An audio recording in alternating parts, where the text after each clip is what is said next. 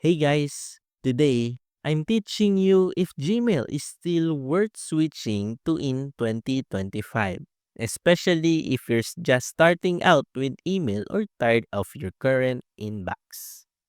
Gmail remains one of the most beginner-friendly email platforms with a clean interface, powerful spam filters, seamless integration with Google services like Drive and Calendar, built-in AI features like Smart Reply and email categorization, and 15 gigabyte of free cloud storage, making it perfect for anyone who wants reliable, fast, and easy to use email across all devices.